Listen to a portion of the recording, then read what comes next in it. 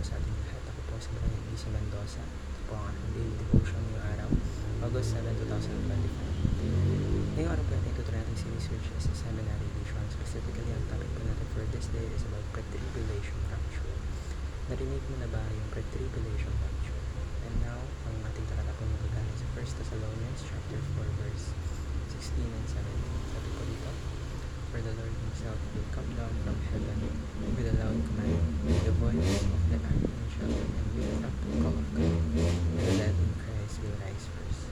After that, we who are still alive and yet will be caught up together with them in the clouds to meet the Lord in the air, and so we will be with the Lord forever. Now, upang ating mas maintindihan ang ating devotion, ngayon po tayo dadako sa ating teaching for today.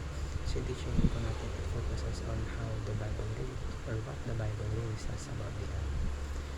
So, marami pong naniniwala na as time pass by, yung mga nangyayari is mas lalala pa, mas darker pa. Pero sabi po sa scripture, David po dito, that there is a growing kingdom. Sabi po sa Isaiah chapter 9 verse 7, of the increase of his government and of peace there will be no end.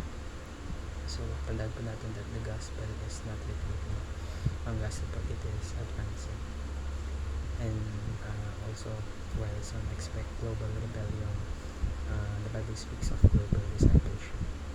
And sabi rin po doon sa ikatlong katuruan, which is the pre-tribulationism teaches that the rapture is the blessed hope, whereas the Bible teaches that Christ's return is the blessed hope. Sabi po sa Titus chapter 2 verse 13, doesn't point to an escape but to the appearing of our great God and Savior Jesus Christ. So yung hope po natin, hindi po ito mawawala. Ito ay mas lumalakas pa dahil ang muling pagbabalik ni Kristo ay nalalapit na. Christ's returning is nalalapit na, hindi ka na make all things new. So ngayon po tayo dadako sa ating application. So ano yung mga dapat natin gawin ngayon? So una po, believe in the power of the gospel to transform lives, families, communities. Tandaan niyo po, ang Diyos po ay manalala. It doesn't give into defeatism, and the gospel changes everything from individual hearts to entire cultures.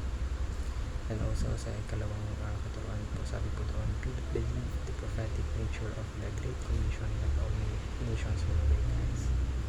So yung Great Commission po, hindi lang siya basta-basta ang mission. Ito po ay isang pangako.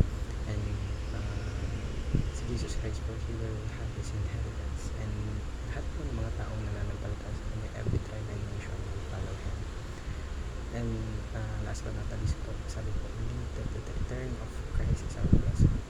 It is the new completion of the rapture.